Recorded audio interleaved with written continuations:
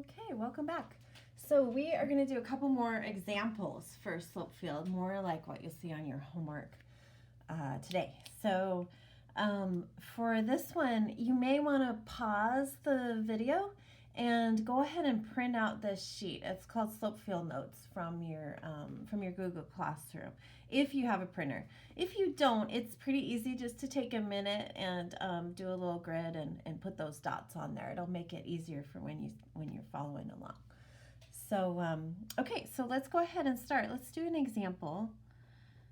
So our first example is just going to be dependent on one variable. That's a little bit easier. So let's do this one. 2 minus x is our slope. And so it's only dependent on the x variable. So in our table, we just have to worry about x. And then we get a value for dy dx.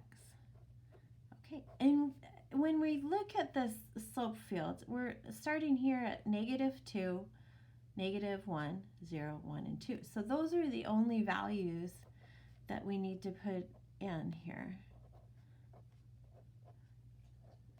Okay, so we'll start here on the left at -2.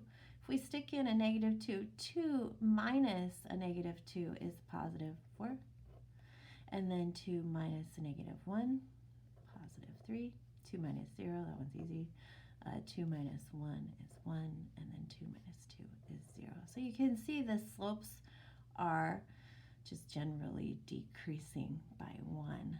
So you might wonder, okay, we've done this before, a slope of 0 and 1. Those are easy. So we can go to 2 here and say, okay, that's 0, 0. And remember, it's not dependent on y, so it's the same throughout the y values, okay? And then 1, we know that's a 45-degree angle.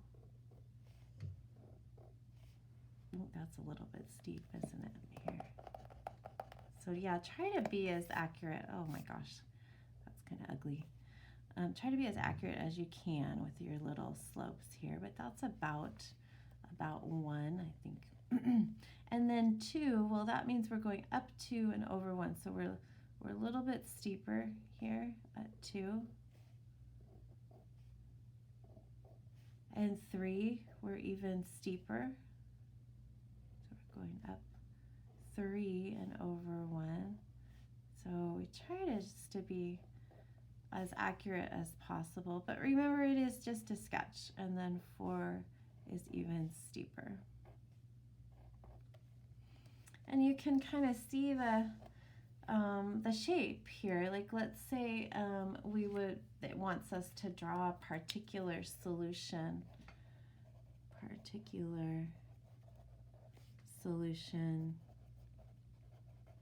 through,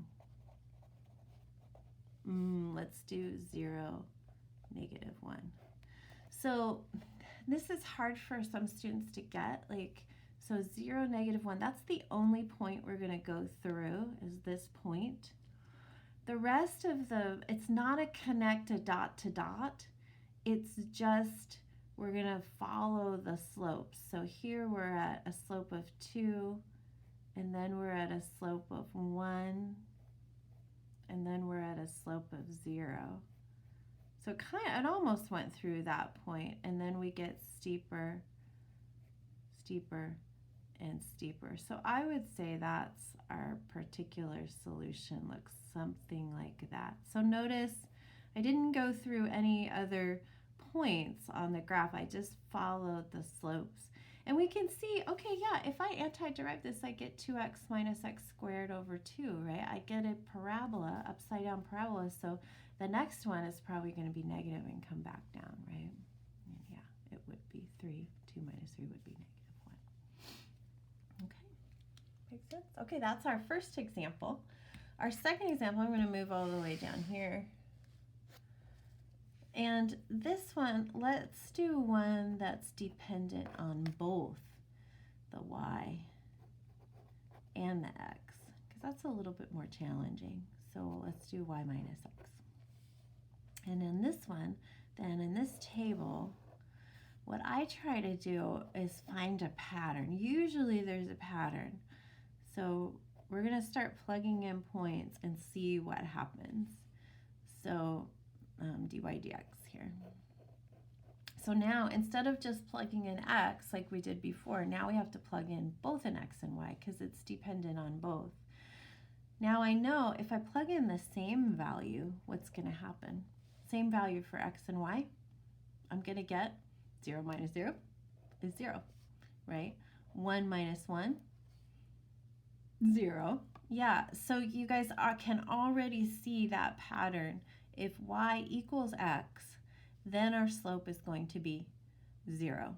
So I'm going to put that in already because I already know that. So this point, 1, 1, 2, 2, negative 1, negative 1, and oh, I'm missing a dot here, and negative 2, negative 2. I know all those. So I don't need to list them all because I could do that in my head. Okay, now let's try if x is 0 and y is 1. So if y is 1 more than x, I get a positive 1, right? So like 1, 2, 2 minus 1 is 1, right? So 0, 1 is here.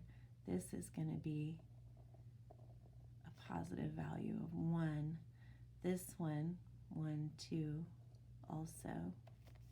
This one's a 1, and this one's a 1. Okay. All right, now let's try maybe if x is 1 bigger than y. So now 1, 0 for y. And then you get a negative 1, right? Okay, so we can graph a negative 1 here. It's like this, and this, and this. That's cool, right? Okay, let's do let's do this one. If x is negative 1 and y is negative 1. So let's do that one. Negative 1, negative 1.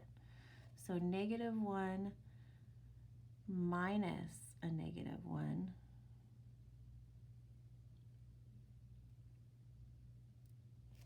Did I do? Oh, no, that's a positive 1. No wonder I'm confused. Oh, sorry about that. No, that's a positive 1. Ah! Sorry about that. The incompetence here. No wonder I was super confused. Okay, positive 1, negative 1. Now it's a difference of 2, right?